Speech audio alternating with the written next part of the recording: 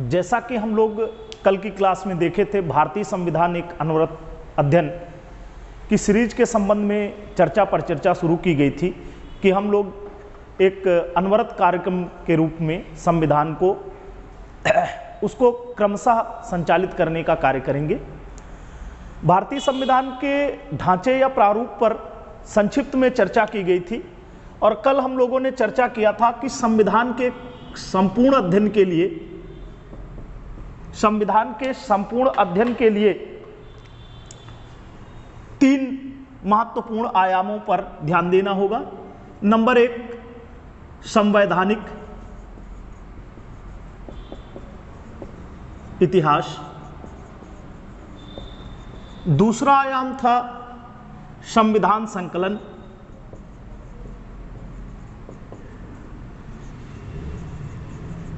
या कह सकते हैं कि 1946 से लेकर के 26 जनवरी 1950 के मध्य या 26 नवंबर 1949 तक भारतीय संविधान के बन जाने तक, और तीसरे में 26 जनवरी 1950 से 2022 तक में संविधान की क्या यात्रा रही, इस संबंध में महत्वपूर्ण बातों पर कार्य करना था। संवैधानिक इतिहास पर जब हम लोग शुरुआत किए थे तो उसमें हमने कुछ बिंदुओं पर चर्चा की थी, जैसे कि 1757 के प्लासी के युद्ध से प्रारंभ किया जाता है और उसके बाद हमने बताया था कि 1764 का एक बक्सर का युद्ध होता है और बक्सर के युद्ध के पश्चात अनवरत रूप से ब्रिटिश सरकार द्वारा समय समय पर ऐसे कानून लाए गए जिससे कि भारत में उनका शासन संचालन होता रहे। बाद में उनके द्वारा लाए गए विभिन्न अधिनियमों और कानूनों को जो युक्त थे उन्हें भारतीय संविधान में समाहित कर लिया गया। उन्हीं के संबंध में जब चर्चा करते हैं तो 1773 के रेगुलेटिंग एक्ट, 1784 के पिट्स इंडिया एक्ट, उसके बाद 1793, 1813, 1833, 1853, ये 4 चार्टर एक्ट पर चर्चा करनी थी। फिर उसके पश्चात हमने बताया था कि 1857 जैसे प्रथम स्वतंत्रता संग्राम के कारण भारतीय शासन पद्धति में ब्रिटेन सरकार ने आमूलचूल परिवर्तन किया। उस परिवर्तन को हम इस रूप में देखते हैं: 1858 का भारत सरकार अधिनियम, 1861 का भारतीय परिषद अधिनियम, 1892 का भारतीय परिषद अधिनियम, 1909 का भारतीय परिषद अधिनियम, और इन 3 काउंसिल एक्ट में कई सारे अन्य प्रावधान किए गए। तत्पश्चात हमने ये देखा था कि 1909 का जो भारतीय परिषद अधिनियम है, इसे उस समय के तत्कालीन भारत सचिव और भारत वायसराय मार्ले मिंटो के नाम पर, इसे मार्ले मिंटो सुधार के नाम से भी जाना जाता है, मार्ले मिंटो सुधार के नाम से भी जाना जाता था। और आगे चलें तो ये बात हम लोग और आगे बढ़ाते हुए ये कह सकते हैं, 1919 का भारत शासन अधिनियम, जिसे मांटेगू चेम्सफोर्ड सुधार नाम दिया गया, 1935 का भारत शासन अधिनियम और 1947 का भारतीय स्वतंत्रता अधिनियम। जिस तरीके से परीक्षाओं की तात्कालिक या सामयिक स्थिति देखी जाए, उसमें से इस भाग से छोटी सी बड़ी परीक्षाओं में अनवरत रूप से कोई ना कोई प्रश्न पूछा जाता रहता है। लेकिन क्या होता है, प्रश्न को केवल रट देना ही महत्वपूर्ण नहीं है। अगर हम इस परिपाटी को समझ लें कि कानून क्यों लाए जा रहे हैं, ब्रिटिश संसद द्वारा क्यों पारित किए जा रहे हैं, उनकी महत्ता क्या है, आधुनिक समय में उनकी क्या उपयोगिता बची है और आगे क्या उपयोगिता हो सकती है, तो हम बाखूबी प्रश्न भी अच्छे से चालू कर सकते हैं। और दूसरी चीज ये है कि हमारी एक अच्छी संविधान के प्रति समझ भी हो जाएगी कि संविधान कोई 1-2 दिन में या 3 वर्षों में बनी हुई पुस्तक नहीं है। संविधान एक अनवरत प्रक्रिया है और उसे अनवरत बनाने में एक लंबा अरसा व्यतीत हुआ है। उस लंबे अरसे पर जैसे हम लोगों ने बात की थी, संक्षिप्त पे ही इस बिंदु पर बात करेंगे, इन बिंदुओं पर। 1757 के प्लासी के युद्ध से भारत में ब्रिटिश साम्राज्य का मकान, भारत में ब्रिटिश साम्राज्य की नींव पड़ी। उसके पश्चात ये माना जाता है कि 1764 के बक्सर के युद्ध से भारत में ब्रिटिश साम्राज्य का मकान बन गया। उस मकान बनने के पश्चात ब्रिटिश सरकारी कर्मचारी और ईस्ट इंडिया कंपनी के कर्मचारी तथा ब्रिटेन से आए हुए अन्य लोगों ने जिस तरीके से हिंदुस्तान में लूट घसूट की, उस पर प्रतिबंध लगाने के लिए ब्रिटेन सरकार ने समय समय पर कानून पारित किए, जिनमें से पहला कानून आता है 1773 का रेगुलेटिंग एक्ट। तत्पश्चात इसके बाद भी कुछ समाधानों के लिए 1784 का पिट्स इंडिया एक्ट लाया गया। इसके पश्चात हम लोग देखते हैं 4 चार्टर एक्ट ब्रिटेन संसद द्वारा पारित किए गए, 1793 का, 1813 का और 1833 और 1853 का। इनके माध्यम से भी कई प्रावधान किए गए। जब हम इस पर बृहद चर्चा करेंगे तब इस पर बिंदुवार एक एक बिंदु बताते चलेंगे, क्या प्रश्न बनते हैं और क्या उनका तार्किक संबंध है एक दूसरे से। 1857 के स्वतंत्रता संग्राम के पश्चात भारत में ईस्ट इंडिया कंपनी का शासन समाप्त कर दिया गया और भारत में, हमने कल बताया था, ताज या क्राउन शासन की शुरुआत हो जाती। ईस्ट इंडिया कंपनी के शासन समाप्त होने और ताज या क्राउन शासन के प्रारंभ होने के उपलक्ष्य में एक तरीके से ब्रिटेन सरकार ने बड़ी ही चालाकी के माध्यम से सारा दोषारोपण ईस्ट इंडिया कंपनी पर कर दिया और अपनी शासन सत्ता अपने खुद के हाथों में ले ली। सीधे सीधे ब्रिटेन शासन करने लगा, जिसे ताज शासन या क्राउन शासन के नाम से जाना जाता है, या ब्रिटिश संसद का प्रत्यक्ष शासन प्रारंभ हो गया। इसके पश्चात हम लोगों ने देखा था पुनः ब्रिटेन सरकार के द्वारा 1861, 1892 और 1909 के इंडियन काउंसिल एक्ट, भारतीय परिषद अधिनियम पारित किए गए और उनके माध्यम से भी कई सारे प्रावधान किए गए। 1909 के भारतीय परिषद अधिनियम का एक स्पेशल नाम है या विशेष नाम है, और उस नाम का कारण क्या है कि उस समय तत्कालीन वायसराय मिंटो और भारत सचिव रहे मार्ले के दोनों के नामों से इस एक्ट को संबोधित किया जाता है और मार्ले मिंटो सुधार के नाम से जाना जाता है। इसके पश्चात ब्रिटेन सरकार ने 1919 का भारत शासन अधिनियम पारित किया और भारत शासन अधिनियम के साथ भी 1909 की जैसी स्थिति थी, उस समय के तत्कालीन वायसराय चेम्सफोर्ड और भारत सचिव मांटेगू, दोनों के नामों से मांटेगू चेम्सफोर्ड सुधार के नाम से जाना गया। 1935 के भारत शासन अधिनियम पर देखें तो ये 4 अगस्त 1935 को पारित हुआ और भारतीय संविधान का सबसे बड़ा स्रोत है। उसके पश्चात वैश्विक और भारतीय परिस्थितियों के परिप्रेक्ष्य में ब्रिटेन को भारत को आजाद करना पड़ा और उस आजाद करते समय उसने क्या किया, ब्रिटेन संसद द्वारा 4 जुलाई 1947 को एक विधेयक लाया गया जिसे भारतीय स्वतंत्रता विधेयक कहते हैं, और यह विधेयक 4 जुलाई को लाया गया और 18 जुलाई 1947 को पास कर दिया गया। और इसी 1947 के भारतीय स्वतंत्रता अधिनियम के आधार पर भारत और पाकिस्तान नाम के 2 डोमिनियन स्टेट विभाजित किए गए या 2 अधिराज्यों का निर्माण किया गया। इस संबंध पर हम लोग चर्चा कर चुके थे और इस पर बृहद चर्चा नेक्स्ट क्लास में करेंगे। अभी हम केवल और केवल ये देख लेते हैं कि भारतीय संविधान के अध्ययन के लिए किन पहलुओं और किन बिंदुओं पर चर्चा करना आवश्यक होता है। अगर दूसरे बिंदु पर हम लोग चर्चा करें या दूसरे पहलू पर जाने का प्रयास करें, तो दूसरे पहलू पर अगर बात करें तो इसमें भारतीयों का क्या प्रयास रहा है इस संबंध में, तो देखेंगे सबसे पहले अगर यहां पर देखेंगे तो प्रश्न भी बनता है 1895 में तिलक द्वारा एक स्वराज्य विधेयक लाया जाता है। तिलक द्वारा स्वराज्य विधेयक लाया जाता है जिसमें पहली बार संविधान सभा के गठन की मांग ब्रिटिश सरकार से की जाती है, लेकिन इसका कोई लाभकारी परिणाम सामने नहीं आया। 1922 में महात्मा गांधी ने कहा था कि भारत का संविधान भारतीयों द्वारा निर्मित किया जाना चाहिए, अर्थात भारतीय अपना भाग्य स्वयं लिखेंगे।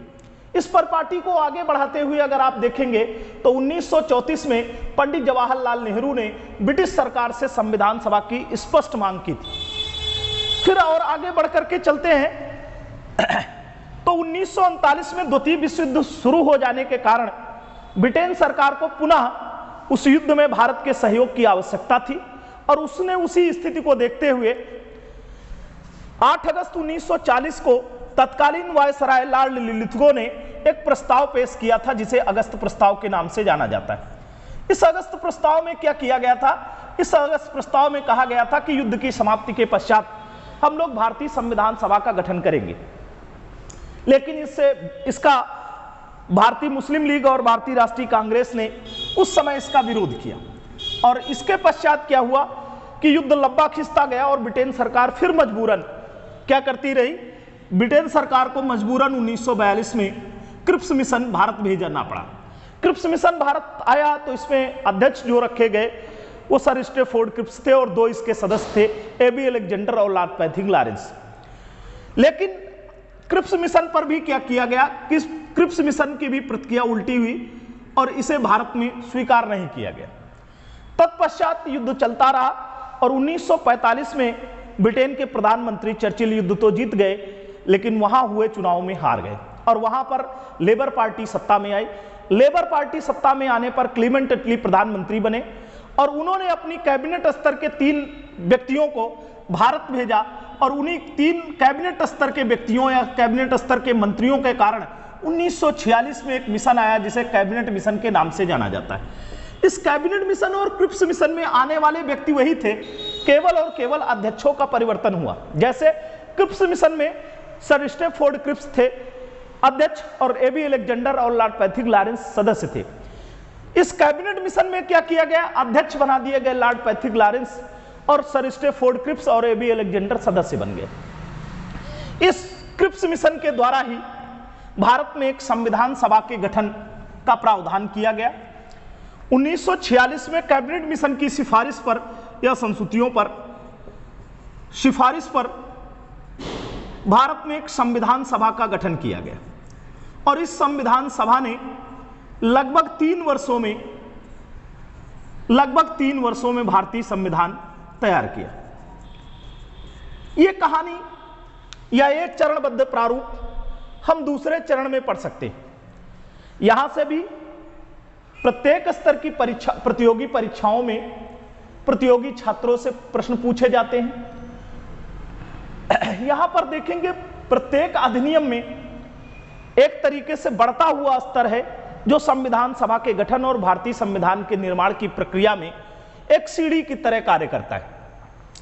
तीसरे अगर पैमाने पर बात करें हम लोग तो तीसरे बिंदु पर जब चर्चा करेंगे तो तीसरा प्रारूप यह कहा जा सकता है, तीसरा प्रारूप इस संविधान सभा द्वारा जब भारतीय संविधान तैयार कर दिया गया तो भारतीय संविधान तैयार होने के पश्चात 26 जनवरी 1950 को भारतीय संविधान लागू हो गया और 26 जनवरी 1950 को जब भारतीय संविधान लागू कर दिया गया तो उस भारतीय संविधान के लागू होने पर आपको इन बिंदुओं पर क्रमशः ध्यान देना होगा।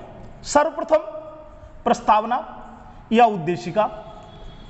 यह प्रस्तावना या उद्देशिका के संबंध में दुनिया के संविधानविदों का कहना है कि जो उन्होंने कई सारी पुस्तकों में लिखने का प्रयास किया था, भारतीय संविधान निर्माताओं ने उस बात को बाखूबी तरीके से प्रस्तावना में ही समाहित कर दिया। एक तरीके से प्रस्तावना या उद्देशिका उस मकसद की ओर इंगित करती है जो भारतीय संविधान लागू होने के पश्चात देश को ऊंचाइयों पर ले जाएगा। दूसरे बिंदु पर बात करें तो भारतीय संविधान के भागों पर चर्चा करनी होगी। जब भारतीय संविधान लागू हुआ था तब 22 भाग थे। वर्तमान समय में इन भागों की संख्या 25 हो गई और इन भागों पर जब चर्चा करेंगे तो बिंदुवार चर्चा करेंगे। अगर प्रतियोगी परीक्षाओं की बात करें तो इसी बार का जो उत्तर प्रदेश पीसीएस की परीक्षा हुई है उसमें भागों से क्या किया गया, 4 भागों को क्रमशः व्यवस्थित करने के लिए कहा गया है। फिर इसके पश्चात अगर बात करेंगे तो अनुसूचियों पर बात कर लें। अनुसूचियों की जो मूलतः संख्या थी संविधान में वो 8 थी और वर्तमान समय में देखेंगे तो 12 अनुसूचियां। अगर अनुच्छेदों की बात करें तो अनुच्छेदों की संख्या जो थी वो भारतीय संविधान के लागू होने के समय 395 थी। वर्तमान समय में यही संख्या कही जा सकती है, बशर्ते कि कुछ जगह आपसे ये कहा जा सकता है कि भारतीय संविधान के अनुच्छेदों की संख्या बढ़ गई। लेकिन अनुच्छेदों में अगर बात करें तो अनुच्छेदों में संख्या नहीं बढ़ी है। जो अनुच्छेद पूर्व में थे उन्हीं के उपभागों के रूप में कई सारे अनुच्छेद जोड़ दिए गए हैं। जैसे कि आप पढ़ेंगे तो 43 पढ़ेंगे तो 43 में 43 का और खा जोड़ दिया गया, 21 पढ़ेंगे तो 21 में का और खा जोड़ दिया गया। इस तरीके से बात करेंगे। इसके बाद अगर चर्चा करें तो परिशिष्टों की संख्या आती। परिशिष्टों की संख्या जो थी वो 4 है और 4 परिशिष्ट का तात्पर्य होता है बाद में जोड़ी गई चीजें। जब तीसरे पहलू पर हम लोग चर्चा करेंगे, इस संविधान के इस प्रारूप पर चर्चा करेंगे, अधिकांश प्रतियोगी छात्रों के साथ ये समस्या है कि पुस्तकों में भी यहीं से दिया गया इस थर्ड पार्ट की बात की गई है और पढ़ाने वाले भी अक्सर इन्हीं बिंदुओं पर चर्चा करते हैं, पूर्व के बिंदुओं पर चर्चा नहीं हो पाती। पूर्व के बिंदुओं पर विशद चर्चा के लिए हम लोग जैसे बात करना शुरू करें तो 1773 के रेगुलेटिंग एक्ट से अगर शुरुआत की जाए तो ये देखा जाए कि संविधान के निर्माण की प्रक्रिया किस तरीके से अनवरत रूप से चल रही।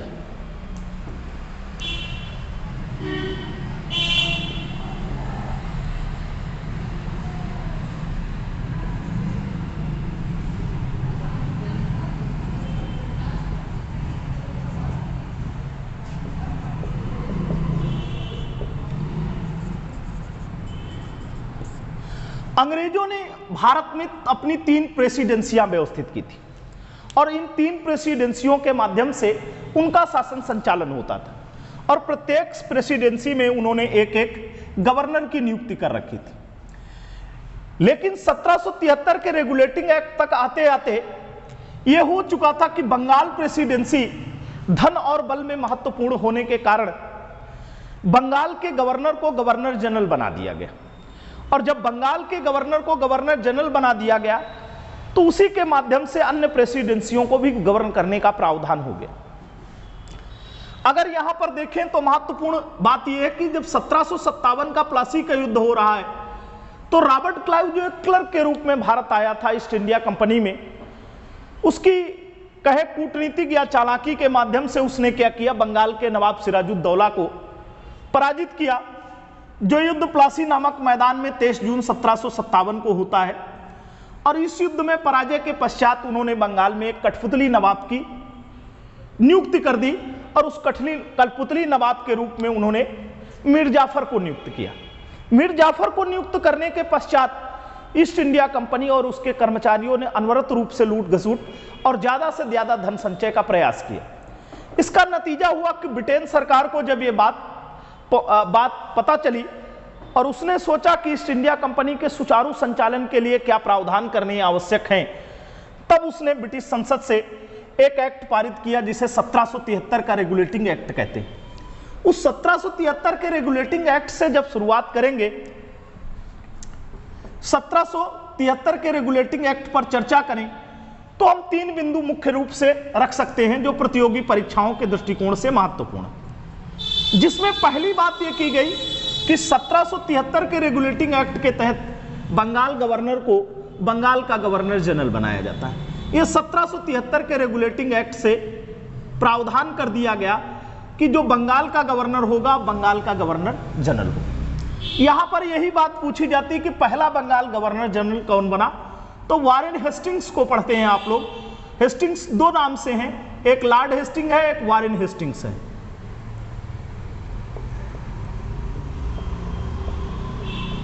एक लॉर्ड हेस्टिंग्स है और एक वारेन हेस्टिंग। लॉर्ड हेस्टिंग और वारेन हेस्टिंग को पढ़ेंगे तो वारेन हेस्टिंग पहला बंगाल गवर्नर बनाया जाता है। दूसरी अगर महत्वपूर्ण बात देखें 1773 के रेगुलेटिंग एक्ट के, तो इसके तहत कलकत्ता में एक सुप्रीम कोर्ट की स्थापना की गई और यह सुप्रीम कोर्ट 1774 में संचालित है। 73 के एक्ट के तहत 1774 में कलकत्ता में एक सुप्रीम कोर्ट का तात्पर्य है उच्चतम न्यायालय, या फिर कह सकते हैं सर्वोच्च न्यायालय। और जिस सर्वोच्च न्यायालय की स्थापना की गई उस न्यायालय में एक मुख्य न्यायाधीश और 3 अन्य न्यायाधीशों की नियुक्ति की गई। एक मुख्य न्यायाधीश में देखेंगे तो ये पहला मुख्य न्यायाधीश सर लॉर्ड एलिजा इम्पे बनाए गए, लॉर्ड एलिजा इम्पे बनाया गया और इस पे 3 जो मेंबर बनाए गए, लेमिस्टर, हाइड और चैम्बर्स, ये 3 न्यायाधीश बनाए गए। तो कलकत्ता सुप्रीम कोर्ट की स्थापना किस एक्ट के तहत की गई, अगर यह पूछा जाता है तो इस प्रश्न का जो आप जवाब देंगे, उत्तर देंगे, वो देंगे 1773 के रेगुलेटिंग एक्ट के तहत। कब स्थापना की गई, तो 1774 में कलकत्ता सुप्रीम कोर्ट की स्थापना की गई। यही प्रश्न बार बार आपसे प्रतियोगी परीक्षाओं में पूछा गया है कि इसका पहला मुख्य न्यायाधीश कौन था, तो आप देखेंगे तो पहला मुख्य न्यायाधीश सर लॉर्ड एलिजा इम्पे और 3 मेंबरों की बात करेंगे। तीसरे अगर महत्वपूर्ण बिंदु पर जाएं कि कलकत्ता सुप्रीम कोर्ट वो 1773 के रेगुलेटिंग एक्ट के तहत अन्य क्या प्रावधान किए गए, तो अन्य प्रावधानों पर अगर हम लोग चर्चा करें तो ये तीसरा महत्वपूर्ण पायदान या तीसरा महत्वपूर्ण बिंदु ये हो सकता है कि कलकत्ता तीसरा महत्वपूर्ण ये प्रावधान किया गया, जो बंगाल गवर्नर जनरल था, बंगाल गवर्नर जनरल की सहायता के लिए या कह सकते हैं सहायतार्थ, बंगाल गवर्नर जनरल की सहायतार्थ एक 4 सदस्यीय परिषद का गठन किया गया, 4 सदस्यीय परिषद का गठन किया गया। और इस परिषद में क्या किया गया कि इस परिषद में यदि किसी मुद्दे पर पक्ष और विपक्ष में 2-2 मत पड़ते हैं तो बंगाल गवर्नर जनरल निर्णायक वोट देने का अधिकार रखेगा। यह निर्णायक वोट आज भी प्रावधान है, जब हम आगे की क्लासों में पढ़ाएंगे तो आपको बताएंगे कि आज की तिथि में किन किन भारतीय पदाधिकारियों को निर्णायक वोट देने का अधिकार प्राप्त है। अगर मेंस में भी देखेंगे तो आप सिविल सेवा के मेंस में भी निर्णायक वोट के संबंध में क्वेश्चन पूछे गए हैं।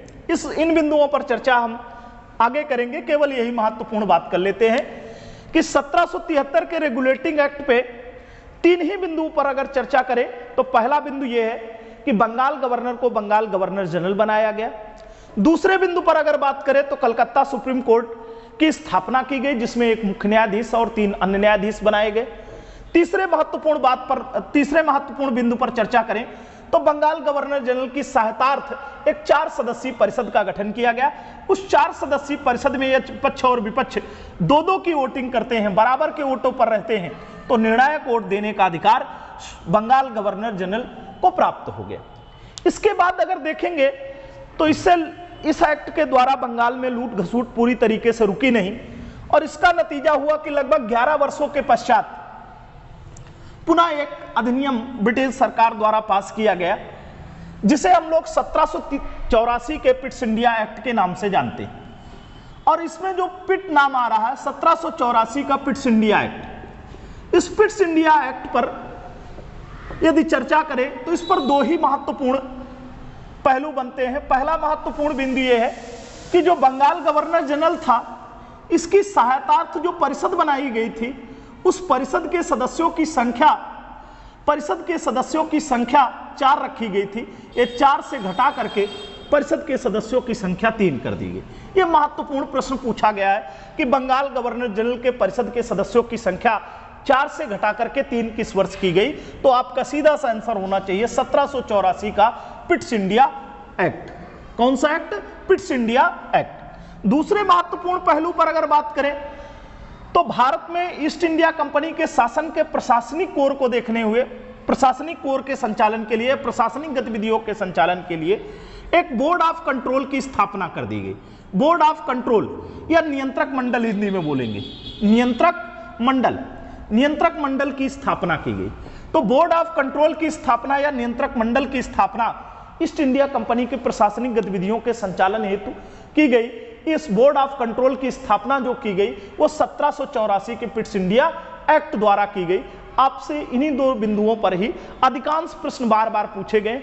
इससे भी अधिक जो प्रश्न पूछे गए हैं उन पर जब हम पुनः चर्चा करेंगे या आपको अगले क्लास में चर्चा करेंगे तो हम बताते चलेंगे। जबकि महत्वपूर्ण जो प्रश्न होते हैं वो यही 2 बिंदुओं पर आते हैं कि बंगाल गवर्नर जनरल के परिषद की सदस्यों की संख्या 4 से घटा करके 3 कब की गई, तो आंसर आपका होना चाहिए पिट्स इंडिया एक्ट 1784। और दूसरा बोर्ड ऑफ कंट्रोल या नियंत्रक मंडल की स्थापना कब की गई, तो 1784 के पिट्स इंडिया एक्ट द्वारा।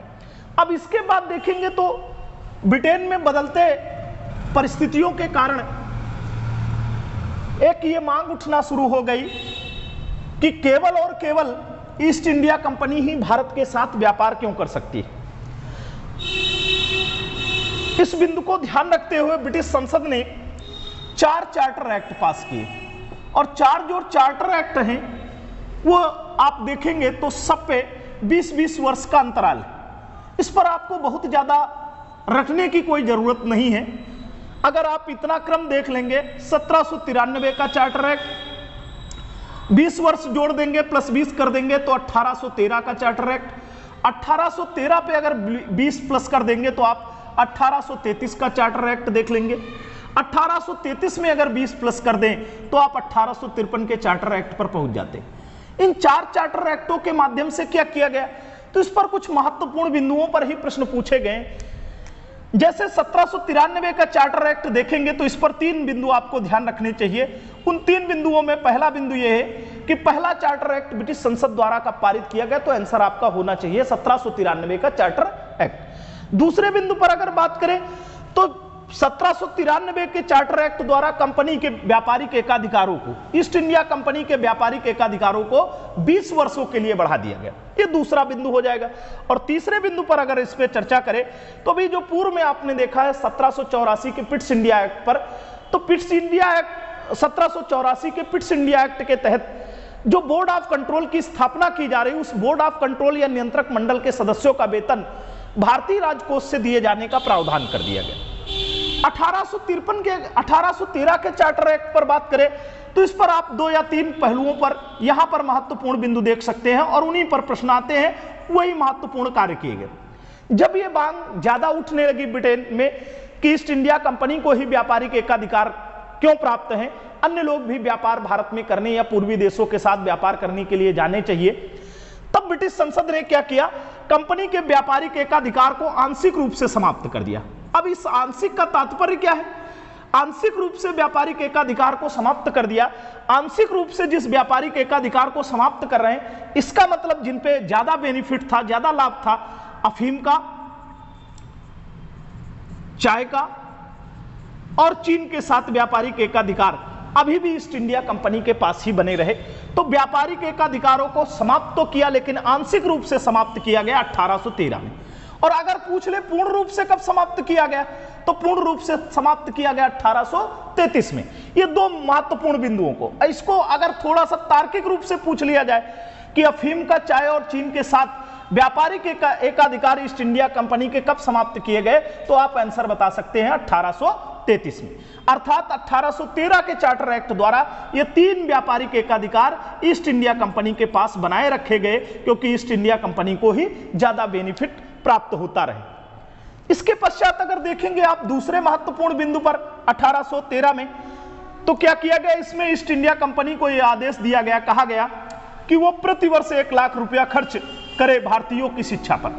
लेकिन इस जो शिक्षा पर खर्च का प्रावधान लाया गया वो खर्च हो नहीं पाया। कारण क्या हो गया कि एक प्राच्य और पाश्चात्य विवाद हो गया, और उस विवाद को हम जब कभी शैक्षिक भारत में शैक्षिक विकास की क्लास करेंगे तो उसमें हम आपको बाखूबी बता देंगे, क्योंकि उस पहलू पर अगर जाएंगे तो कई अन्य नए तथ्य उभर करके आते हैं और फिर उन पर चर्चा करना भी आवश्यक है।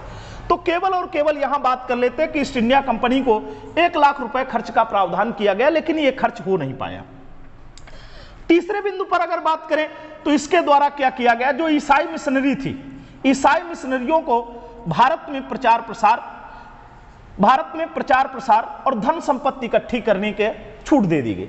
और ईसाई मिशनरियों ने इस प्रावधान के तहत ही बहुत सारे कार्य किए, जिसका नतीजा है कि आज भी आप देख सकते हैं बहुत सारी ईसाई मिशनरियां हिंदुस्तान में विभिन्न तरीके के कार्यों का संचालन कर रही हैं, शिक्षा और चिकित्सा के क्षेत्र में। देखेंगे तो 1813 में पुनः देख लेंगे, 3 बिंदुओं पर सबसे ज्यादा महत्वपूर्ण बिंदुओं पर ध्यान रखना है। पहला बिंदु हमने बताया कि कंपनी के व्यापारिक एकाधिकार को आंशिक रूप से समाप्त किया गया, ना कि पूर्ण रूप से। दूसरा, ईस्ट इंडिया कंपनी को 1 लाख रुपए खर्च का प्रावधान कर दिया गया कि प्रतिवर्ष 1 लाख रुपया खर्च भारतीयों की शिक्षा पर करे। तीसरे बिंदु पर ईसाई मिशनरियों को भारत में छूट दे दी गई कि वो धन संपत्ति इकट्ठी कर सकती हैं और धर्म का प्रचार प्रसार कर सकती। इसके पश्चात अगर देखें तो 1833 का चार्टर एक्ट आता है, और 1833 के चार्टर एक्ट पर अभी संक्षिप्त में बात कर लेते हैं, फिर हम जब दोबारा बात करेंगे तो इस पर आपको नोट कराते हुए बताते हुए चलते चलेंगे कि किस तरीके से क्या गतिविधियों। यहां पर क्या किया गया, बंगाल गवर्नर जनरल, जो 1773 के रेगुलेटिंग एक्ट द्वारा बंगाल के गवर्नर को बंगाल गवर्नर जनरल बना दिया गया था, उस बंगाल गवर्नर जनरल को संपूर्ण भारतीय क्षेत्र या संपूर्ण ब्रिटिश भारतीय क्षेत्र पर शासन संचालन का अधिकार दे दिया गया और उसका नाम परिवर्तित कर दिया गया। बंगाल गवर्नर जनरल के स्थान पर इंडियन गवर्नर जनरल का प्रावधान कर दिया गया। और पहला इंडियन गवर्नर जनरल जो बनता है उस व्यक्ति के अगर संबंध में बात करें लॉर्ड विलियम कैवेंडिश बेंटिंग आते हैं। दूसरे बिंदु पर तो कंपनी के व्यापारिक एकाधिकार को पूर्ण रूप से समाप्त किया गया। इस पर अभी हमने चर्चा की। कंपनी के व्यापारिक एकाधिकार को पूर्ण रूप से समाप्त कर दिया गया। पूर्ण रूप से समाप्त करने का तात्पर्य यह है कि चाय, अफीम और चीन के साथ व्यापारिक एकाधिकार समाप्त कर दिए गए। तीसरे बिंदु पर अगर बात करें इस पर 1833 के चार्टर एक्ट पे, तो इस पर यह कहा जाता है कि 33 के एक्ट में नियम नंबर 5 के तहत यह कहा गया कि अब गुलामी या दास्ता को पूर्णतः समाप्त किया जाता है हिंदुस्तान में। और एक बिंदु पर अगर चर्चा करें तो 1833 के चार्टर एक्ट में कहा गया कि अब जो नियुक्तियां भारत में किसी पद पर की जाएंगी, उन नियुक्तियों में योग्यता को आधार बनाया जाएगा, ना कि जाति, धर्म और लिंग को। अब इसके पश्चात 1853 के चार्टर एक्ट पर बात करें तो इस पर एक ही पहलू आपको ध्यान रखना है। यहां 12 सदस्यीय एक परिषद का गठन कर दिया गया और उस 12 सदस्यीय परिषद के द्वारा भारत में विधि बनाने का कार्य किया जाएगा। यह प्रावधान कर दिया गया 1853 के चार्टर एक्ट पे। यहीं तक हम लोग रखते हैं क्योंकि इसके पश्चात एक महत्वपूर्ण परिवर्तन आपको मिलेगा, 1857 का संग्राम और उसके पश्चात की स्थिति। अभी तक जो आपने पढ़ा है वो ईस्ट इंडिया कंपनी का भारत में शासन पढ़ा है। इसके पश्चात जो शासन शुरू होगा वो ब्रिटिश संसद का शासन शुरू होगा, ताज या क्राउन का शासन शुरू होगा। उसके संबंध में हम लोग अगली क्लास पर चर्चा करेंगे। धन्यवाद।